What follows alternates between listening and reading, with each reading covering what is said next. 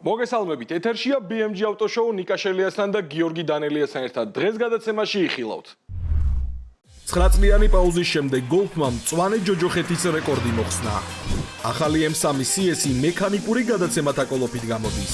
ბოლო 70 წლის განმავლობაში ელექტრომობილებმა Honda ზარალზე გაიყვანა. NASCAR Euro სერიების მეორე ეტაპის საფრანგეთში გაიმართება. ერთად უგულშემატკივროთ საქართველოს. გიორგი დანელიამ Suzuki Swift Sport-ი გამოსცადა. როგორი ავტომობილია და აქვს თუ არა თანამედროვე ავტომობილებს ძველი იაპონური ხასიათი. ასევე მოგიყვებით როგორ ისესხა საბჭოთა იმპერიამ უცხოური ავტომობილები. სტუმრად გვეყოლება მსოფლიო რეკორდსმენი ბუბუ ჭინჭარაძე. მსოფლიოში 412-ზე შეჯიბრში ყველაზე სწრაფი BMW საქართველოდანაა. ნიურბურგრინგზე, მწვანე ჯოჯოხეთზე, წინა წამყვან ავტომობილებში გოლფმა რეკორდი მოხსნა. და რა თქმა უნდა მოუხსნა Civic Type-ს. კი ბატონო. ნუ ძალიან დიდი დრო ეს არისო. 0.346 თუ 15 თუ სწორად მახსოვს. ხო. შეიძლება პილოტიც რო შეიცვალოს უფრო რაღაცა ახლო დროც მივიღოთ. ყველაზე მაგარი რა არის, იცი? ზოგადად ესეთი რაღაცა მე ავტომწარმოებლებს შორის ძალიან მიყვარს.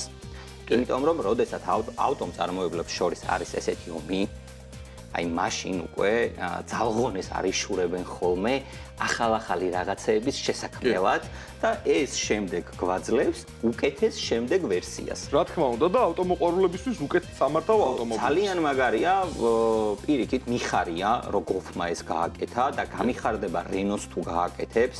Renault-ს სხვათა შორის ხო მოუხსნა ერთხელ Type-ს, მე ახალმა თაობამ გასაფასო. დაუბრუნდა და დღეს უკვე სამეული არის ესეთი გოლფი არის პირველზე, მეორეზე Type-ი და მესამეზე ერთი წამით ჩამორჩება Renault Megane Trophy R ვერსია.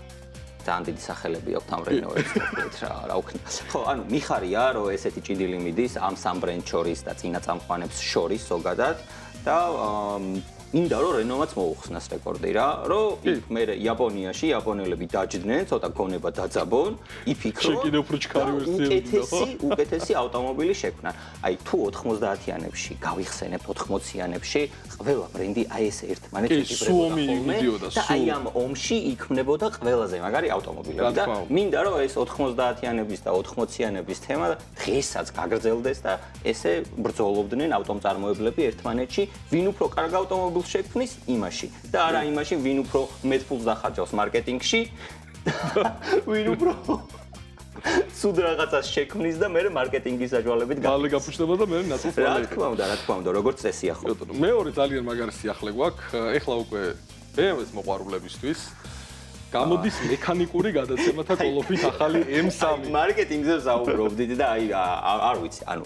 ჩემი აზრით ეგ როგორი რაღაცაა იცი ანუ BMW-ს მოყვარულებს ეუბნები რომ აი ცით რა ჩვენ ეს გავაკეთეთ იქ რაღაც 35 კილო მოვაკელით მექანიკა მოგეცით რაღაც და მოდით ახლა ორჯერ უფრო ძვირად იყიდეთ ან რაღაცა ფასნამატით იყიდეთ ფასი ძალიან ბევრია ხო ანუ CS-ზე არის საუბარი $108,000 თუ G-სერია მოკლედ ხო G-სერიის ბოლო ვერსია გამოვა CS-ი რომელიც იქნება მექანიკური გადაცემათა კოლოფით და აი არ ვიცი შენ გეძვირება ფასს ხო? მე სიმართლე გითხრავ, ფიქრობ იმას, რომ ეს ავტომობილი იქნება კოლექციონერებისთვის და მას შეიძენენ კოლექციონერები და ასე ვთქვათ, ეყოლებათ. მაგრამ საინტერესოა როგორი სამართავი იქნება. ძალიან კარგი სამართავი იქნება, იმიტომ რომ ზოგადად BMW-ს ეგეთი რაღაცები არ ეშლება, ძალიან ბევრი თანხას ხარჯავს მარკეტინგში, რაოდენ სამწუხაროც არ უნდა იყოს. ჩქარია ყველა ახალი BMW და ძალიან დაიხვეწა და ყველაზე მეტად მიხარია რომ ეს 6 ცილინდრიანი ძრავები ძალიან მაგრად დახვეწეს და თუ გავიხსენებთ აი 2000 წლის 6 ცილინდრიან ძრავებს ყველა პრობლემური იყო და დღეს ახლა ეს B58S სერიები ყველა ძალიან მაგარია მაგრამ სიმართლე გითხრა G-სერიას მე პირადად როგორც ავტომობილი რომელიც ემოციებს განიჭებს F სერია მისჩემი ხო ნუ ეგ გემოვნების CS-ი არის აი სასწაულ არ მიდარებია F სერიის CS-ი, მაგრამ აი დიდი სიამოვნებით გავატარებდი, ოღონდ რა თქმა უნდა ტრეკს. ხო, ნუ სხვაგან სა. იყიდება სხვათა შორის საქართველოში ერთი ცალი. უკვე დაგუგლულია რა თქმა უნდა ვნახე და იაპონიაში გვაქვს კრიზისი Honda-ში. საავტომობილო სამწუხაროდ არ უნდა იყოს. რაც გადავიდნენ ელექტროავტომობილების წარმოებაზე, გავიდნენ ზარალზე, მე თვითონვე აღიარეს ეს ყველაფერი, რომ ესო არასწორი ნაბიჯი იყო ჩვენი მხრიდანო და ალბათ უფრო გაანვითარებენ ჰიბრიდულ მიმართულებას, რაც ჩემი აზრით ოპტიმალური ვარიანტია. 2 მილიარდი და 68 იყო მე მგონი თორშტების ზარალი, რაც დაუჯდათ ეს ელექტროავტომობილების წარმოება და ასე შემდეგ. რომელმაც არ გაამართა. ყველაზე ჭკვიანი მაინც მე მგონი Toyota აღმოჩნდა. ყველანაირად. Honda-ს რაც შეეხება, სიმართლე გითხრა, ბოლო პერიოდში მე წინა გადაცემებში ვთქვი, რომ ძალიან მიყვარს Honda, ორი ცალი მყავს ამ ეტაპზე. სულ ასე ვთქვათ, ვამბობ ხოლმე, რომ ჩემთვის ერთ-ერთი საყვარელი ბრენდია, მაგრამ ბოლო პერიოდში რაღაცები გააფუჭეს. და იმედი მაქვს, რომ ეს მათთვის სასწავლებელი იქნება და გამოსწორდებიან. ხო, ეხლა ველოდებით რაღაცა კაი ატმოსფერულსაც. ძალიან რთული არის ზოგადად ჩინურ ავტობაზართან ჭიდილი. თვითონვე თქვეს, რომ შეიძლება რაღაც დეტალები ჩინეთიდან შევიძინოთ, იმიტომ რომ ბევრად უფრო იაფი ჯდება წარმოება, იმიტომ რომ ეხლა რახან კრიზისი აქვს, ალბათ მაგაზე წავლენ. Ну, აი ჩინეთში ავტომობილების კუთხით ძალიან სასწაული ხდება. აი ძალიან ისეთ რაღაცა. იქ დაჭმა მიდის ერთმანეთის. ისეთ რაღაცებს ქმნიან და იმდენ გაჯეტებს ამატებენ ამ ავტომობილებში, რომ აი თავარი არაფერმა გაჭედოს. აი ხო, ну, მაგის გამოცდილებაც გვაქვს, რომ ხშირად ჭედავს და იბაგება და რა ვიცი, სოფტი არ მუშაობს კარგად, პროგრამის რაღაცა შეეშალა და ასევე ძალიან საინტერესო ამბავი გვაქვს. Koenigsegg-მა დაიწყო თანამშრომლობა ერთ-ერთ კომპანიასთან. Ну, ეს ავტომობილი არის Chimera K29. აქაც ის Honda-ს კასერია ურევი. ეგ შეიძლება რომ გავურიო, რომელიც ძალიან სუბუქი იქნება, როგორც აცხადებენ, 1100 კილო იქნება. ეს არის Koenigsegg-ის ძრავი.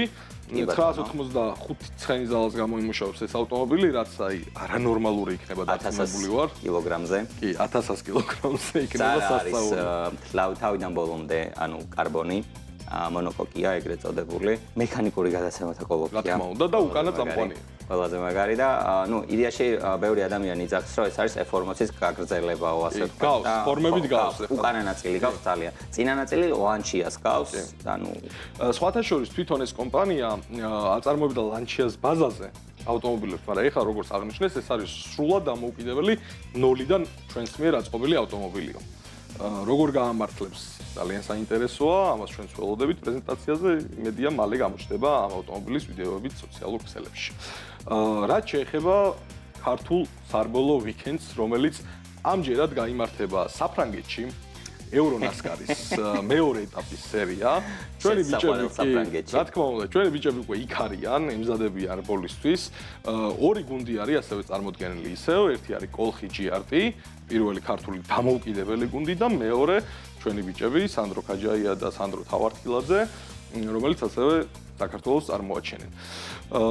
წარმატებას უსურვებთ ბიჭებს, შაბათ კვირას არის რბოლები, ჩაუჯექით, ძალიან მაგარი სანახაობაა, წინა ვინც გამოტოვეთ, წინაც უნდა გადაახვიოთ და ნახოთ. ისეთი დაძაბული ორთაბრძოლები იყო ევრონასკარის სერიაში. ეხლა უკვე თან მოერგნენ რაღაცეები და ამუღამეს და მე იმედი მაქვს, რომ ამჯერად უფრო მაგარი შედეგები დაბრუნდებიან ბიჭები. იმედი მაქვს, რომ იღბალი მაინც ამჯერად ჩვენსგან იქნება, იმიტომ რომ ყველაფერი მოხდა, რამე თუ შეიძლებოდა მომხდარიყო.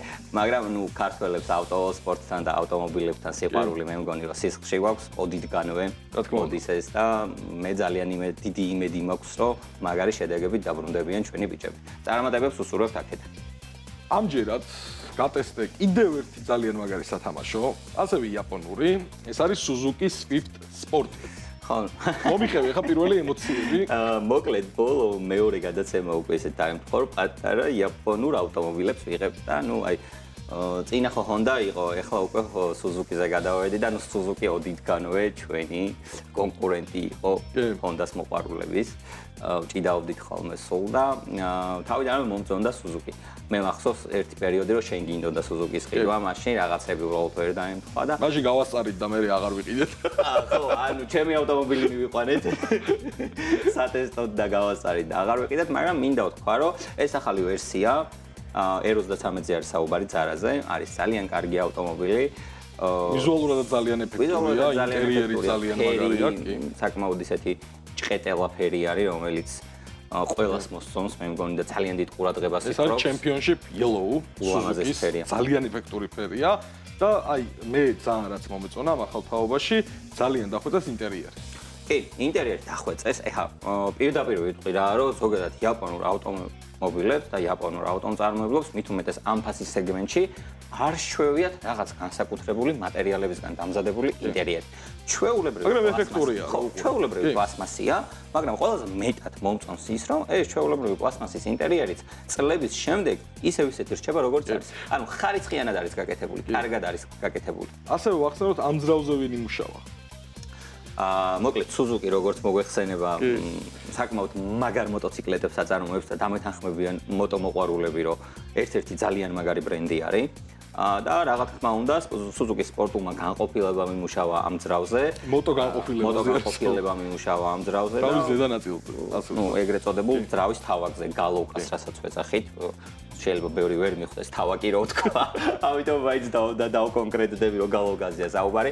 ძალიან მაგარი flow აქვს ამ ასე ვთქვათ ნამუშევარიდან გამომდინარე, იმიტომ რომ მოტოციკლეთის რაღაც პატარ-პატარა ხასიათი ჩადეს, ძალიან სხარტი სამართავი არის, პატარა ტურბოაყენია, ეგრევე ისპულება, სიმძლავრე ეგრევე გაქვს, მაგრამ სიმართლე გითხრა, აი, ერთადერთი რაც ცოტა არ მომეწონა, კოლოფი არის, ავტომატური გადაცემა. ეს მამაპაპური მამაპაპური. ნუ მექანიკის შეძენა მექანიკური გადაცემათა კოლოფითაც შეუძლიათ ახლა ამ ავტომობილის შეძენა ვინც არის დაინტერესებული და მექანიკა უფრო ფანი იქნება. ხაჭოს გაითვალისწინეს სწორზე ავტომატიკა უფრო ჩქარია.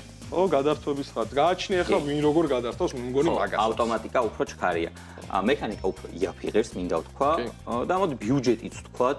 დაახლოებით $7,000 არის ამ ავტომობილის. მეორადის იაპონიიდან რო ჩამოიყვანა. და ძალიან მაგარი ფასი. მდგომარეობა ყველა. ასევე 140 ცხენი ზალა ქართულად, მაგრამ ეს 140 ცხენი 240 ცხენამდე ის მარტივად ადის. ძრავის ჩარევა საერთოდ არ ჭირდება. ხოლო გარე და შეგიძლიათ მოაყოხტაოთ, ასე ვთქვათ, მიაყაროთ ტუნინგ ნაწილები და всё. და რაღაც გაკვირვებული დამტოვა. იმ დღეს რამდენი ვიარეთ, სადაღარ ვიყავით და საერთოდ არაფერი არ დაუწყო. ხო, ძალიან ეკონომიური არის. აი მართლა ეკონომიურესი არის და ყველაფერი რო თავის ადგილზე აქვს და გამართულად მუშაობს. აი მაგიტომ მიყვარს იაპონური ავტომობილები და მაგიტო სულ ვიხვეწები რომ აი იაპონიის ბაზარზე გახსენით მოგვეცით საშუალება რომ ნორმალური ავტომობილები ჩამოვიყვანოთ არ გვინდა ეს ამერიკული კაი მოდი აღარ დავასპოილეროთ ეხლა მაყურებელი და ნახოთ ბარემ სიუჟეტი და მე კიდე ერთ საინტერესო თემით დაგიბრუნდებით უკვე სტუდიაში Yellow Swift on the strip, rim spin. Championship paint, make the lane shift. BMGO the show, got the Swift on deck. Sport spec, clutch, fifth gear wreck. Yellow body, black hood, quick kill. Steering wheel cut, tire smoke fill. Crowd lean in when the boost build. 0 to 60, trap like thrill. Yellow Swift on the strip, blim spin. Championship paint, make the lane shift. BMGO the show, got the Swift on deck. Sport spec, clutch, fifth gear wreck. Yellow body, black hood, quick kill. Steering wheel cut, tire smoke fill. Crowd lean in when the boost build. 0 to 60, trap like thrill. დღეს ყავს ნამდვილი იაპონური ავტომობილი ტესტ დრაივზე. ეს ავტომობილი ავირჩიეთ, იმიტომ რომ არის ძალიან მაგარი ავტომობილი. ძალიან მაგარი ავტომობილი არის. ზოგადად თბილისისთვის, თბილისის პატარა ქუჩებისთვის, ძალიან დინამიური ტიპი არის, ძალიან კარგი სამართავი არის. სიმართლე გითხრათ, ეხლა მე ეს ავტომობილი არ მიტარებია რაღაც ისე, ანუ სულ დღეს დავჯექი საერთოდ პირველად, დღეს ვატარე და ესე ქალაქში ძალიან მომეწონა, მართლა კარგი სამართავია, საკმაოდ კომფორტულია, მინდა აღვნიშნო, საკმაოდ კარგი კლირენსი აქვს, მაღლა დგას. პირველ რიგში მოდი ვიზუალი განვიხილოთ. ვიზუალურად ძალიან მომწონს, საკმაოდ სიმპათიური ტიპი არის, მინდა ვთქვა. სიმპათიურია თუ ლამაზია, ჯერჯერობით ვერ გავიგე, იმიტომ რომ არ ვიცი. რასკესისაა და როგორ წარმოაჩენს სერპანტინებზე თავის თავს, მაგრამ ნუ მინდა ვთქვა, რომ ძალიან ლამაზი ავტომობილი არის, ძალიან მაგარი ფერი აქვს. ძრავი, რომელიც არის 1 და 4, არის ტურბირებული და გამოიმუშავებს 140 ცხენის ძალას ხარხნულად და 210 ნიუტონს. და რაზე მინდა რომ ყურადღება გავამახვილო? აი, ყველაფერი არის ირგვლივ სუფთა.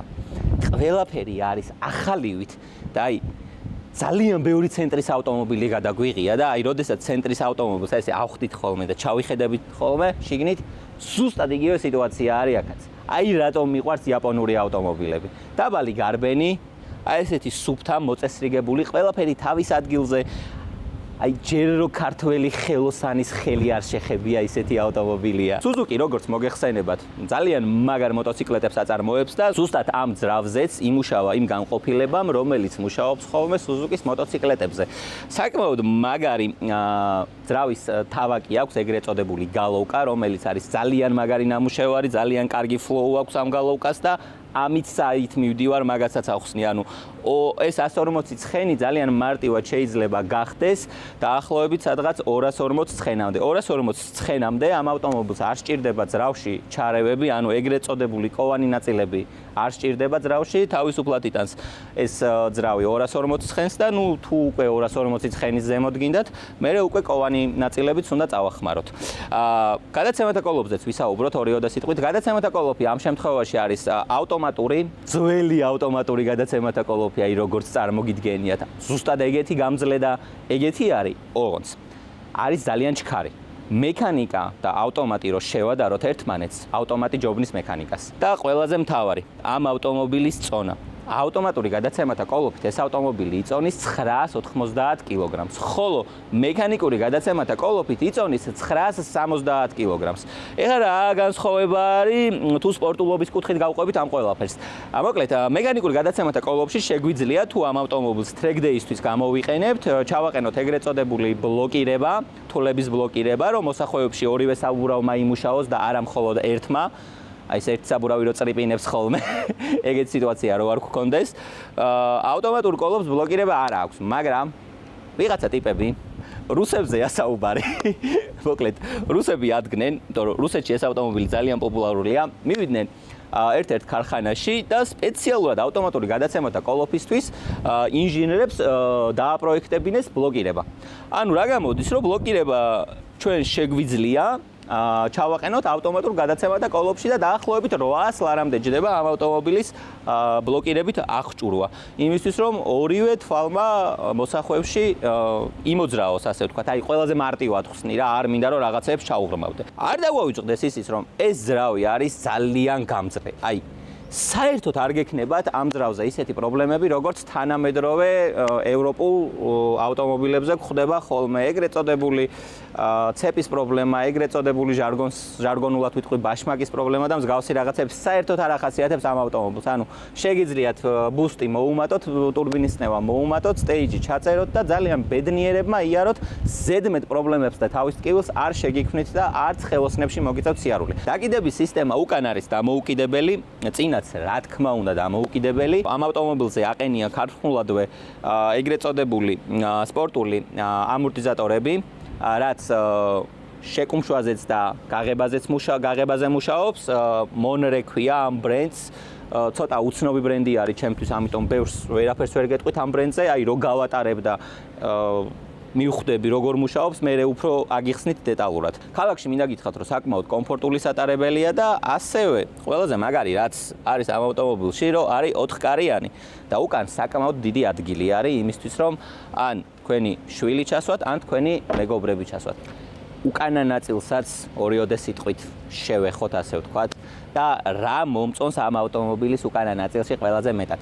როგორც წესი, ქართველები ამ ტიპის ავტომობილებს რო ყიდულობენ ხოლმე, მათში იღვიძებს ხოლმე რაღაც დიზაინერული, არ ვიცი რა ქვია ამას და მიდიან ხოლმე და აი რაღაც კარბონში ამოწობილ, ამოვლებულ, აი ყველაფერს ერთად აყენებენ, აი 6 გამშვების სისტემა, რავი, აი ყველაფერი, აი საშინელებაა ხოლმე, მეზიზღება ხოლმე. Honda-ს რო ხედავ და აი ამ ხელამაყუჩი რო უყენია, მეზიზღება.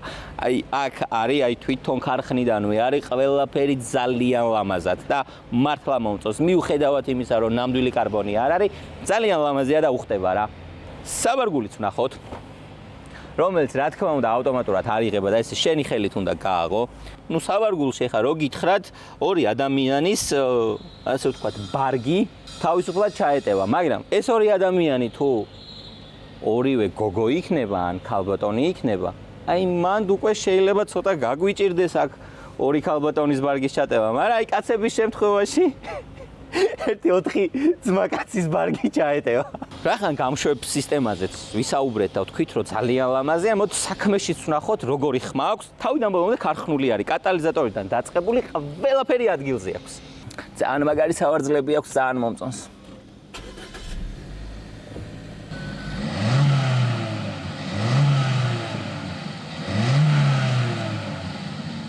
მოკლედ, ქარხნულად საკამაოდ დაბალანსებული ხმა აქვს, არც ძალიან დიდი ხმა აქვს და არც ძალიან პატარა ხმა აქვს. ანუ არც შეგაწუხებს და არც ის გექნება, რომ აი რაღაცა ხმის ნაკლებობა მაქვს და ელიავაზე უნდა წავიდე, რაღაცა გამშვები ვიყიდო. ეგ არ გექნება რა. კომენტარს გავაკეთებ დეშბორდზე და საჭეზე, რომელიც ძალიან მომწონს, ანუ მართლა კაი ტიპი არის.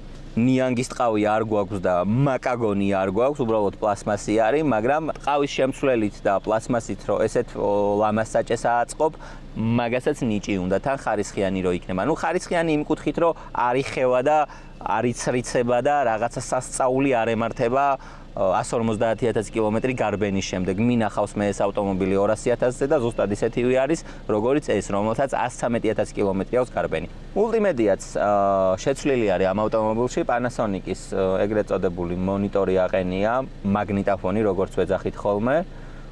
ძალიან კარგი ჟღერადობა აქვს, სხვა მეტი აქ განსაკუთრებული არაფერი არ არის. ეხლა წავიდეთ, ნახოთ საერთოდ რა შეუძლია ამ ავტომობილს, როგორ დადის, როგორ ემოციებს მოგვანიჭებს და გავერკვეთ იმაში, ღირს თუ არა საერთოდ ამ ავტომობილის ყიდვა და ღირს თუ არა ამ ავტომობილში იმ ფასის გადახდა, რაც ეს ავტომობილი ღირს. Yellow Swift on the strip, rim spin. Championship paint, make the lane shift. ავტომობილს ეთყობა, რომ არის ძალიან ჩატე, არის ძალიან კარგი სამართავი, ცოტა სქანაობს, მინდა ვთქვა და ეს იმიტომ, რომ ქარხნული დაკიდების სისტემაზე არის, ცოტა დიდ დისკებს დავაყენებდი, უფრო განიერ დისკებს, განიერი საბურავებით და ალბათ დაკიდების სისტემას შევცვლიდე. კარგი მოხრუჭები აქვს ძალიან, სავარძელში ვზივარ იდეალურად, არ ვქანაობ აქეთ-იქით. ამ ფასის სეგმენტში, რა ფასიც ეს ავტომობილი ღირს, ყოველდღიურად არის იდეალური ვარიანტი. კოლოფი ძალიან გრძნობიარე არის, კარგად რთავს, არა აქვს ჩაგდებები და დაგვიანებები. საერთო ჯამში რა მე ძალიან მომწონს. ხმები შემოდის, როგორც ყველა იაპონურ ავტომობილში, ხმის იზოლაცია არ გვაქვს და საერთოდ ყველანაირი ხმა შემოდის. კენჭს რო გადაული, აი მაგის ხმაც შემოდის და მაგასაც გრძნობ. 360 ხედვა აქვს ამ ავტომობილს, მინდა აღვნიშნო, მიუხედავად იმისა, რომ Suzuki-ა. ძალიან მაგარი ეკრანი არა აქვს და რაღაც სასწაულ გამოსახულებას არ გვაძლევს, მაგრამ ნორმალური არის.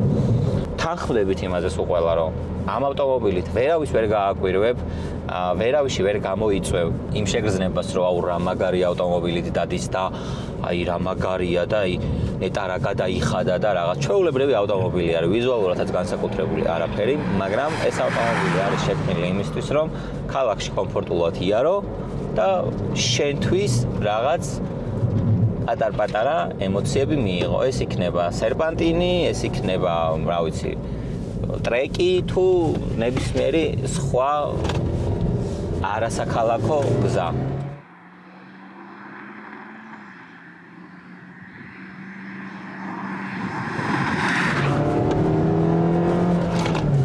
როგორ შეიძლება, რომ 1 და 4 ძრავი ესეთი სასიამოვნო იყოს, პროსტა ვერ ხვდები რა, ნაწვივარია და კიდე ცოტა მეშინია, მაგრამ აი არა, ნუ აი ძალიან ხარდია, აი უსხარტესი ავტომობილია.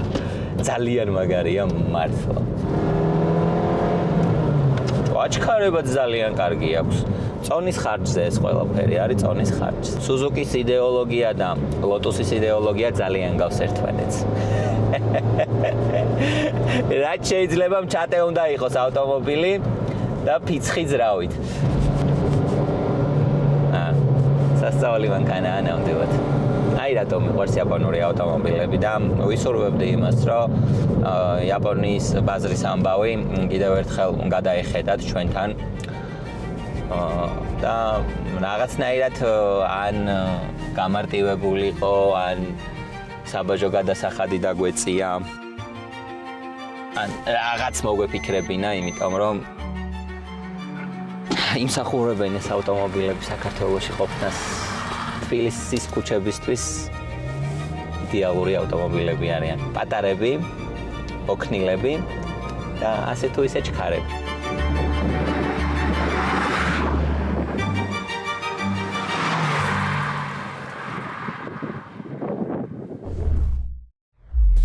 Swift-ის გადაღების დროს ეს გავჩერდით საუბრობით და გაჩნდა ესეთი იდეა, თუ საიდან მოდიოდა ჩვენი ძველი თაობის წარმომადგენლების ეს ავტომობილები, ეს იყო ლადა, ვოლგა და ასე შემდეგ. კარგად რომ ჩავიძიეთ ამ საკითხში, აღმოჩნდა რომ ძალიან ბევრი რაღაცა მოყარულია, გადმოკოპირებულია, ნაყიდიც კი აქვთ ლიცენზიები. კი, თავისთავად. ხო. და გადავწყვეტ მოგვემზადებინა ამ თემასთან დაკავშირებით სიუჟეტი. მე როგორც მოვიძიე მასალები, სტალინს ძალიან უყვარდა ამერიკული ავტომობილები. აქედან გამოვიდა ეს ვოლგის ხაზი. ბატონ ლავრენტისაც. ხო, ვოლგის ხაზი და ძალიან საინტერესო ისტორია აქვს ამ ყველაფერს. ერთი ძალიან საინტერესო ვოლგა არსებობდა, საინტერესო ვერსია, რომელსაც ეძახდნენ დაგანიალგა.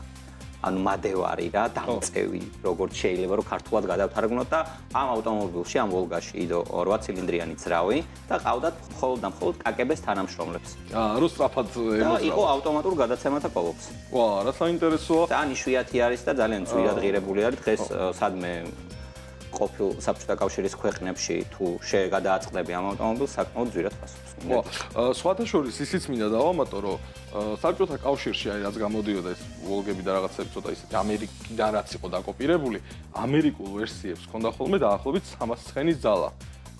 საბჭოთა კავშირის ვერსიებს მხოლოდ იმეთი. შენ უყურე ეგ ადამიანები მაშინ ხალხს ეზრუნავდნენ, არ სჭირდებოდა. არ სჭირდებოდა მაგდენი ცხენის ძალა კი ბატონო. კარგი, ნახოთ სიუჟეტი და მე უკვე სტუმართან ერთად დაგიბრუნდები. მე-20 საუკუნეში არსებობდა იმპერია, სადაც ყველაფერს თავად ქმნიდნენ. ტელევიზორს, მაცივარს, კოსმოსურ რაკეტას და რა თქმა უნდა, ავტომობილებსაც. ნუ, თითქმის. საბჭოთა კავშირში ოფიციალურად კაპიტალიზმის საშინელება იყო, მაგრამ როგორც კი სადმე ახალი ამერიკული მანქანა გამოჩნდებოდა, ნახევარი სამინისტრო ფანჯარასთან გარბოდა. ფუ, რა ცუდია, ახლოდან გვაჩვენეთ. საბჭოთა პროპაგანდა ხალხს არწმუნებდა, რომ დასავლეთში მუშა იტანჯებოდა, ქუჩებში ქაოსი იყო და კაპიტალიზმი მალე დაინგრეოდა. მაგრამ ამავე დროს საბჭოთა ინჟინრები ამერიკულ კადილაკებს სანტიმეტრებით ზომავდნენ. ისტორია კი ყველაზე სასაცილო მაშინ ხდება, როცა ხვდები, რომ საბჭოთა ავტოინდუსტრიის ნახევარი აშენდა იდეაზე. ეს მანქანა ძალიან კარგია. მოდი ჩვენც გავაკეთოთ. ყველაფერი ჯერ კიდევ სტალინის ეპოქაში დაიწყო. სტალინს ამერიკული მანქანები ძალიან მოსწონდა, განსაკუთრებით მდიდრული და უზარმაზარი ლიმუზინები. რაც ცოტა ირონიულია, რადგან ოფიციალურად ამერიკა დამპალი კაპიტალიზმის ცენტრი იყო. 1930-იან წლებში საბჭოთა კავშირმა აქტიურად დაიწყო ამერიკული ტექნოლოგიების შესწავლა. ზოგჯერ ლიცენზიებსაც კი ყიდულობდნენ, ზოგჯერ უბრალოდ ძალიან ყურადღებით ათვალიერებდნენ. ასე გაჩნდა გაზ A, რომელიც პრაქტიკულად Ford Model A იყო საბჭოთა პასპორტით. იმ დროს Ford-ი საბჭოთა კავშირის ქარხნების აშენებაში ზეხმარებოდა. ანუ წარმოიდგინეთ სიტუაცია, ამერიკული კომპანია ეხმარება კომუნისტურ იმპერიას მანქანების წარმოებაში, რომელიც შემდეგ ამერიკას აკრიტიკებს. ომის შემდეგ საბჭოთა კავშირმა გადაწყვიტა, ჩვენც გვინდა ისეთი მანქანები, მინისტრი რომ გადმოვა და ხალხ შეეშინდებაო. და გამოუშვეს ZIS A10. პრობლემა ის იყო, რომ ეს მანქანა ძალიან გავდა Packard Super 8-ს. ძალიან. ისე გავდა, რომ თუ ორ მანქანას გვერდიგვერდ დააყენებდი, განსხვავებას ძირითადად ემბლემით მიხვდებოდით. ლეგენდის მიხედვით, საბჭოთა ინჟინრებმა ამერიკული Packard-ი პირდაპირ ნაწილებად დაშალეს. ანუ ფაქტობრივად ეს იყო 1940-იანი წლების YouTube ტუტორიალი, თუ როგორ ავაწყოთ ამერიკული ლიმუზინი სახლში. 1960-იან წლებში საბჭოთა კავშირი მიხვდა, რომ ხალხს მანქანა სჭირდებოდა. ნამდვილი მანქანა. არა ისეთი, რომლის დაქუქვაც ლოცვით იწყებოდა. ამ დროს იტალიაში არსებობდა Fiat-ი, ელეგანტური თანამედროვე წარმატებული. საბჭოთა კავშირმა კი თქვა: "გამარჯობა მეგობრებო, კომუნიზმი ცუდს არაფერს გიქადით. უბრალოდ თქვენი მანქანა მოგწონს." ასე იყიდეს Fiat 124-ის ლიცენზია. მერე კი დაიწყეს მისი გაუმჯობესება.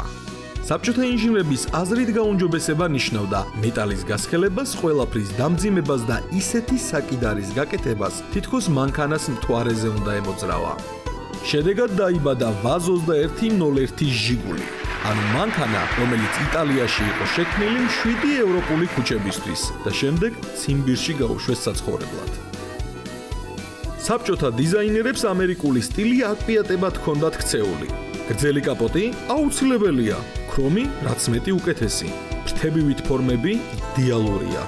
ასე გაჩნდა GAZ-21 ვოლგა, მანქანა, რომელიც იმდენად ამერიკულად გამოიყურებოდა, რომ თუ წინ საბჭოთა ემბლემა არ ექნებოდა, შეიძლება დეტროიტში წარმოებული გონებოდათ. უბრალოდ ერთი განსხვავება იყო.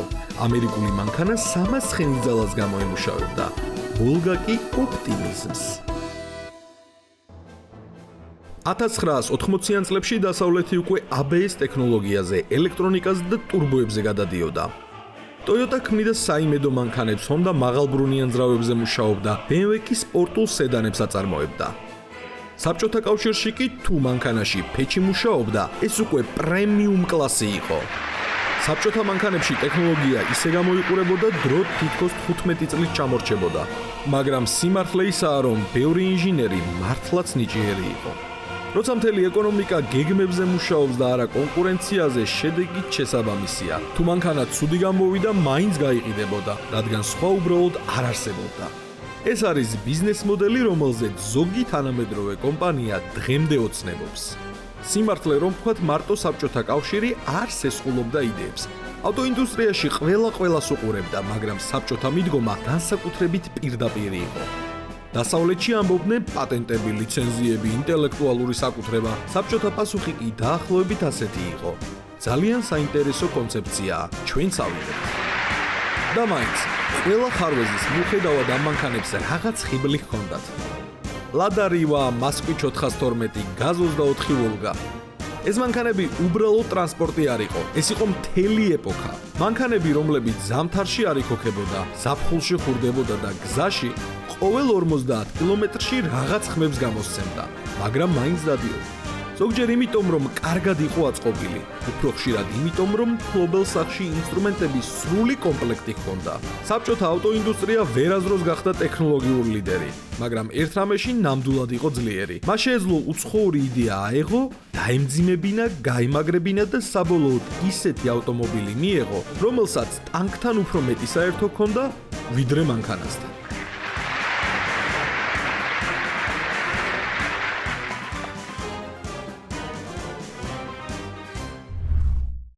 მოკლედ, დღეს ყავს ძალიან საინტერესო სტუმარი, ბუბუ ჯინჯარაძე. ბუბუ, როგორ ხარ? კარგით. თქვენ როგორ ხართ? ჩვენც კარგად ვართ. პირველ რიგში გილოცავთ დრაგის სერიებზე გამარჯვებას და პირველ ადგილს. მადლობა. მოდი, დრაგის სერიებიდან დავიწყოთ. როგორ ჩაიარა ამ ივენტმა?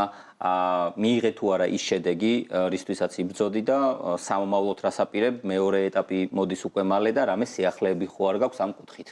ივენტმა რაც შეეხება ძალიან მაგრად ჩაიარა, იქიდან გამომდინარე, რომ პირველი ეტაპი იყო უკვე ცვლილებები შარშანდელი დრაგი იყო ჩვეულებრივად კლასების მიხედვით, წლევანდელი დრაგი უკვე გადავიდა დროების მიხედვით კლასები და ნუ 3 ცხრიანის ქვემოთ ვინც 412 9-8-ში დადიოდა 9-7-ში 9-6-ში, მაგას დიდად არ შეეხო ცვლილებები, უფრო ზედა კლასებში შეეხო, სადაც top 16, top 32 ჯგუფებად დაიყვნენ მონაწილეები და პირველი სხვათა შორის პირველი დრაგი იყო, სადაც 154 მონაწილე დარეგისტრირდა, რეკორდული.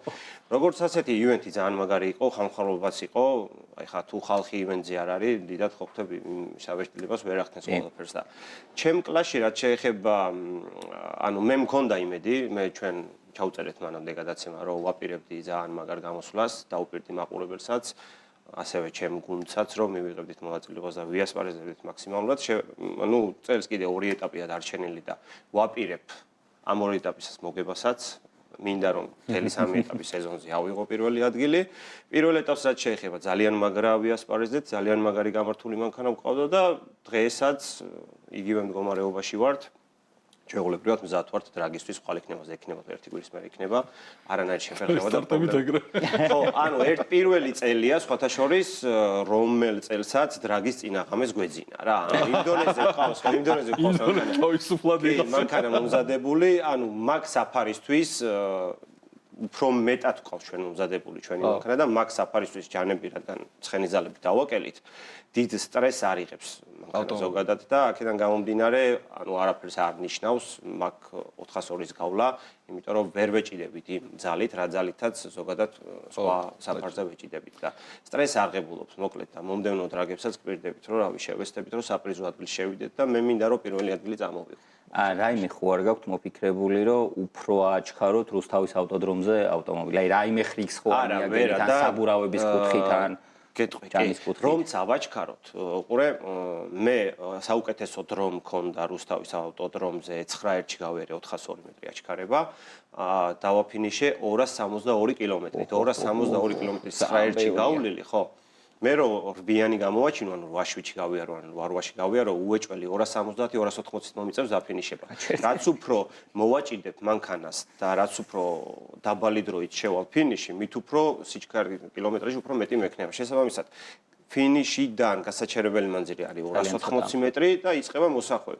ფიზიკურად ეგ იმას ნიშნავს, რომ ჩვენი პროექტი გავიმეტო დასამტვრევად. იქიდან გამომდინარე, რომ ვიცი რომ ვერ გაჩერდება. თან 1500 პლუსი კილოა მანქანა თვითონ და ნუ შეიძლება 1000 კილოვანი მანქანები გაჩერდეს, მაგრამ 1500 კილოს როგორც აჩქარება, ისევ ინერცია აქვს და საფარი არ გვიწყობს ხელს, მანძილი არ გვიწყობს ხელს და ზოგადად როგორც ვიცი, ეგ ტრეკი დრაგისთვის არ არის შექმნილი და ანუ მაქსიმალურ ჯანებს მაგ ვერ გამოვიყენებთ ვერანაირად. კონკურენტები ვინ ყავდა ამაზეც რო გითხრა? კონკურენტები ძალიან ბევრი მანქანა ვერ გამოცხადდა იქიდან გამომდინარე, რომ ბიჭებმა ვერ მოასწრეს მანქანების გაკეთება, უფრო მეტად ელექტროავტომობილები შემხვდა, სადაც უდაოდ თავდაჯერებულად რას გვეტყვი ელექტროავტომობილებს? რავი, აზრიორად იყოფა, ხო იცი რა, ზოგი იძახის, რომ ელექტროში და წვევებში არ უნდა იყოსო, შიდა წვევები ელექტროში არ უნდა იყოსო, მაგრამ ჩემი კუთხით მე თუ მანქანას ვამზადებ იმ დონეზე, რომ ყველას მიმართ პრეტენზია, ანუ ელექტრო იქნება თუ შიდა წვის მანქანა იქნება პრეტენზია მაქვს და მინდა საქართველოში ყველაზე ჩქარი ვიყო, ჩემთვის მნიშვნელობა არ აქვს, მინდა მიდგება გვერდით. იქიდან გამომდინარე, რომ ისიც ავტომობილია, ისიც საუკეთესო დროებში დადის და ჩემ თავს უფრო მეტად აღვიქვამ ყველაზე ჩქარად საქართველოში, ვიდრე ის, რომ შიდა წვავებს ვეგონკავო ესე რომ ვთქვათ, მაგრამ ანუ ხო ხვდები რა, აზრიორად იყოფა რა, ზოგს არ უნდა რომ ელექტროავტომობილები იმ კლასში იყოს, მაგრამ მე პირიქით მიხარია, რაც უფრო მეტი გასართობი მანქანა მეყოდება იქ, მით უფრო მაგრად გავეცე. მოდი ის თქვათ, რომ საქართველოს ფარლებს გარეთაც ძალიან მაგარი დრო გაქვს. კი. პირველი ადგილი იყო, ხო? როგორც მახსოვს, დრაგის აპლიკაციაში ეს ყველაფერი. აი მაგაზეც რო ვისაუბროთ. არ არსებობს ხალხსაც რო უთხრათ, დრაგის აპლიკაცია, აქვს მოწყობილობა, რომელსაც ამონტაჟებთ მანქანაში, აპლიკაციას გადმოწერთ ტელეფონში და ჩვეულებრივად GPS-ით გიზომავს 0-დან 300 პლუს რამდენსაც წავალ აჩქარებას. შესაბამისად, ჩვენ მოდელს, რომელსაც ვაწყობთ 340, მაგალითად B58-ს, ვცდილობთ, რომ მაგ მოდელში ვიყოთ ყველაზე ჩქარები მსოფლიოს მასშტაბით. ანუ ვიღაცამ თუ ამერიკაში გაიარა 100, 200, 200, 250, 260 საუკეთესო დროში ტვირთავს დრაგის აპლიკაციაში და მაგ ფიზიკურად ტყუილს ვერ ატვირთავ. იქიდან გამომდინარე, რომ ეგ მოწყობილობა მანქანაში გიდევს და მანქანაშივე გიზომავს რა დროში აჩქარდი. დრაგი როგორც კი მორჩა, მოვიგეთ პირველი ეტაპი, იქიდან გამომდინარე თქვი მე წეღა რომ ჯანი და ცხენიზალები დაკლებული ქონდა ჩვენი საფარიდან გამომდინარე, გადავინასვლეთ უკვე დაკეტილბანზე, სადაც უკვე დავიწყეთ მსოფლიო რეკორდების მოხსნა და დავიწყეთ საქართველოში ყველაზე ჩქარი ავტომობილის დროების მოხსნა. რაც შეეხება ჩვენ ბანზე, დაკეტილბანზე ავჩქარდით 402 მეტრი 8 ნახევარში. ძალიან მაგალითია. და ბოლო ჯანებითაც, ანუ კიდე ცოტა დაკლებული წნევით ავჩქარდით, იმიტომ რომ თუ წებო არ არის 0-ში, მაქსიმალურ შედეგს ვერ დადებ და მეორე, მესამე, მეოთხეში ისედაც შეზღუდული გვაქვს ეხლაც ჯანი, მეხუთე, მეექვსედან გვაქვს მაქსიმალურზე მიშვებული და მეორე, მესამე, მეოთხეში იმ დონეზე გვაქვს შეზღუდული, რომ დარწმუნებული ვარ და ვიცით, რომ ეს მანქანა 402 მეტრს 7-იანს გამოაჩენს, ანუ 7-იანი კლასისთვის გვყავს აწყობილი და წეგან მაგიტო ვახსენე, რომ ჩვენ იმ დონეზე გვაქვს ცხენები დაკლებული ამ მანქანაზე, რომ სტრესს ნამდვილად არ მიიღებს დრაგის სერიებში, არც ბანზე, იმიტომ რომ ვერ ეჭიდება.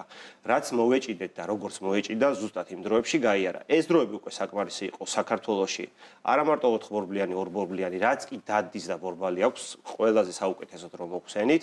8-5-ში გავიარეთ, მსგავს დროებში არავის არ აქვს გავლილი. 100, 200, 200, 250 0200 ანუ დრაგის აპლიკაციაში ყველაფერი აბსოლუტურად ატვირთული მაქვს. ყველაფერზე ვინარჩუნებთ პირველ ადგილს. რაც შეეხება მსოფლიოს, მსოფლიოზე მოხსენით არა მარტო ამ მოდელის რეკორდი, მოხსენით ზოგადად BMW-ს რეკორდი. ანუ street legally, street ავტომობილი, ანუ ჩვეულებრივ საფარი, სადაც შეგიძლია იპოვო თუნდაც რუსთავში ტრეკზე, თუნდაც ბანზე ჩვენთან, თუნდაც ჩვეულებრივად ასფალტზე ქალაქში გახვიდე, ასფალტის რეკორდი მოხსენით, არც ერთ BMW-ს გავლილი არ აქვს 402 მეტრი, 8.5-ში ვერაჩქარებულა.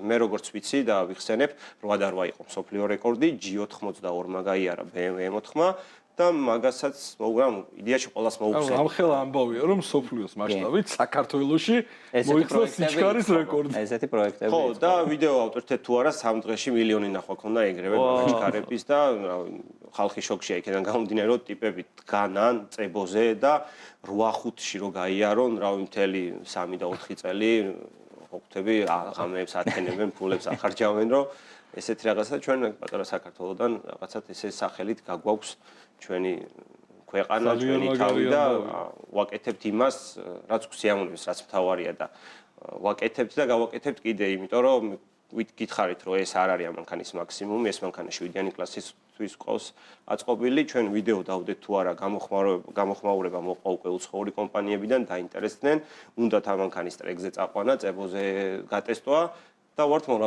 მოლაპარაკებაში სამომავლოდ გეგმავთ, რომ ქვეყნების გარეთაც გავიყვანოთ და საუკეთესო მსოფლიოში ნომერ პირველი BMW-ს და ნომერ პირველი მოდელის სტატუსი მივანიჭოთ ამ მანქანას. რისთვის ყავს აწყობილი, იქ რომ მივიღოთ ჩვენი შრომა. თვითონ BMW-ს მხრიდან რავი დაინტერესება არ ყოფილა, არანაირი საერთოდ და საქართველოსთან არც ერთი კომპანიის დაინტერესება ჯერ არ ყოფილა. გითხარით დაინტერესდა უცხოური კომპანიები და გვაქვს მოლაპარაკება. ვფიქრობთ, რომ შვედეთში წავიყვანთ, ახლო ქვეყანა, ყველაზე კარგი სადაც წებო არის 412-ზე შვედეთია, არის ისევ რუსეთიც და არის დიდი ბრიტანეთი, ინგლისი. ინგლისი ცოტა გამოყოფილია და რაღაც ვიზები ჭირდება და არც მაქვს ჩასვლის პრობლემა, მაგრამ უფრო ვფიქრობ, რომ შვედეთში წავალთ და ვიასპარეზებთ შვედეთში საქართველოს სახელით. ძალიან მაგარი ამბავია, მე ძალიან დიდი იმედი მაქვს, რომ საქართველოშიც ოდესღაც გვეღირსება დრაგის გზა, ასე ვთქვათ. აი ქუთაისის ავტოდრომი რო აშენდება. მე გვერდისება. იქ გათვალისწინებული აქვს ეგ. აი, იმდენად ხო, მაგრამ მაგას სჭირდება, ბოდიში მაგას სჭირდება, ძალიან მალე განხორციელება მაგ საკითხს იქიდან გამომდინარე, რომ ყოველ წელიწადს მანქანები ძალიან მაგრა ჩქარდება, ძალიან ემატება ხალხის რაოდენობაც. ფაქტის ახეზია 154 მონაწილე დარეგისტრირდა დრაგის სერიაში, ხო და მაგდენი მონაწილე მე არც ერთ შეჯიბრზე არ მახსოვს 154 მონაწილე სადმე ყოფილიყოს დარეგისტრირებული და ასპარეზობა შემდგარი. ყველაფერი გაგიმხილეთ, ჩემ გუნდს მინდა უთხრა რომ ძალიან დიდი მადლობა ჩემი გვერდში დგომისთვის, ასევე ABB Performance, ვინც უზრუნველყოფს პროგრამულად ამ მანქანას, მარტო მანქანა აწყვე და გაიქეცი არ არის, ამას ჭირდება სწორი ნასტროიკა და რავი, ყველა იმ ადამიანს, ვინც კი ოდნავ რაღაცა წელი შეიტანა ჩემ მანქანის და პროექტის გაკეთებაში. ეხლა მე ვიცი, რომ ძალიან ბევრი კომპანიის მარკეტინგი და CEO გვიყურებს აქ და ისიც ვთქვათ, რომ ესეთი ავტომობილები სოფლიო დონის ავტომობილები არა მხოლოდ საქართველოში, არამედ მთელს მსოფლიოში თითქმის გამოსაყენია. არ დაგავიწყდეს, მე ერთსაც დავამატებ, აღნიშნე რომ street legal-ის მსოფლიო რეკორდი მოხსენით, მაგრამ მოხსენით წებოს რეკორდიც, ვისაც წებოზე, ჩვენ რადგან 0-100 ვერ ვჩქარდებით, შესაბამისად მაღლიდან ყავს მაქსიმალური ჯანი გაშვებული, 200-250 მსოფლიოში წებოზე მდგომიან მანქანაზეც ჩქარიყვართ.